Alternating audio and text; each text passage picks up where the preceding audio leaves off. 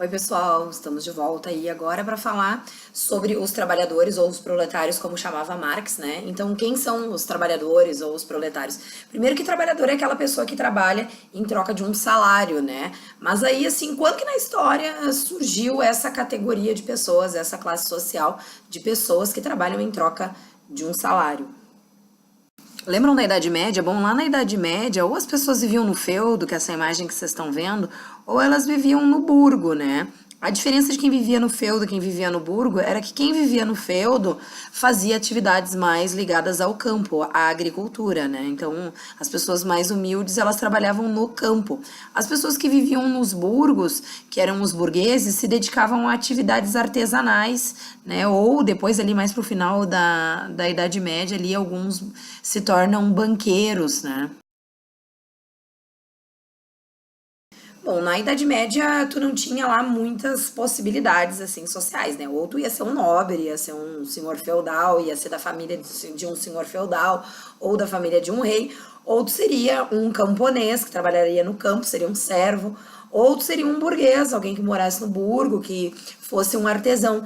Nessa época, a gente ainda não tem o trabalhador ou o proletário, né? Por quê? Porque as pessoas não trabalhavam em troca de um salário lá na Idade Média. Como o sistema vigente ainda não era o capitalismo e era o feudalismo lá na Idade Média, então as pessoas faziam mais eram trocas, porque o sistema feudal, ele é caracterizado pelas trocas.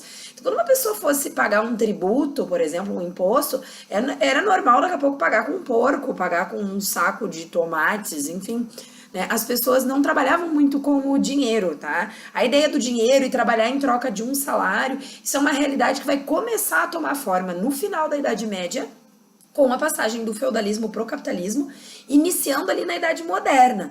Mas quando é que isso vai, de fato, assim, se transformar numa realidade mais geral? É só ali um pouco antes da primeira Revolução Pouco antes da Revolução Industrial. Industrial, no século XVIII, a Inglaterra vai começar a investir em ovelhas, né, para a produção de tecidos, para o que mais tarde, né, aí com a invenção da máquina a vapor, vão ser utilizadas aí em larga escala na produção de tecido. A primeira Revolução Industrial é fundamentalmente a produção de tecidos ali na Inglaterra.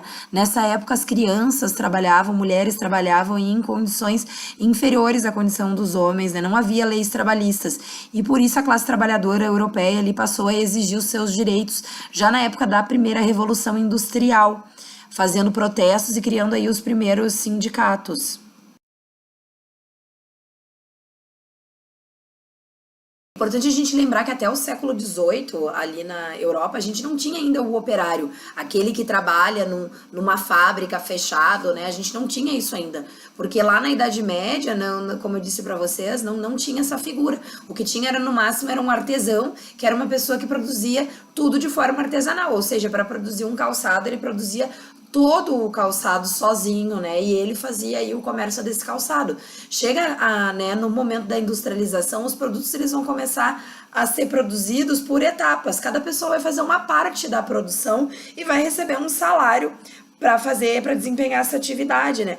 Karl Marx, que é um dos pais da sociologia, chama os trabalhadores de proletários, porque para ele o proletário é aquele que não tem nada, ou seja, aquele que só tem os filhos, a sua prole, por isso proletário, aquele que só tem a prole, porque ele não é dono dos meios de produção, ele não é dono das máquinas, ele não é dono das ferramentas, como no passado os artesãos, os burgueses eram.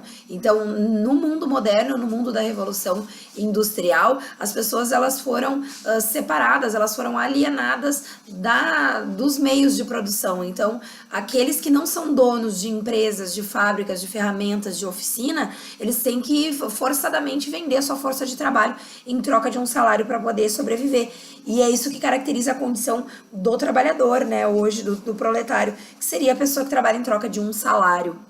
Bom, o Brasil ainda sofre muito com o trabalho infantil, né? E também a questão do trabalho doméstico, que quase sempre é realizado pelas meninas. As crianças são colocadas em condições, né, que seriam degradantes muitas vezes até para adultos.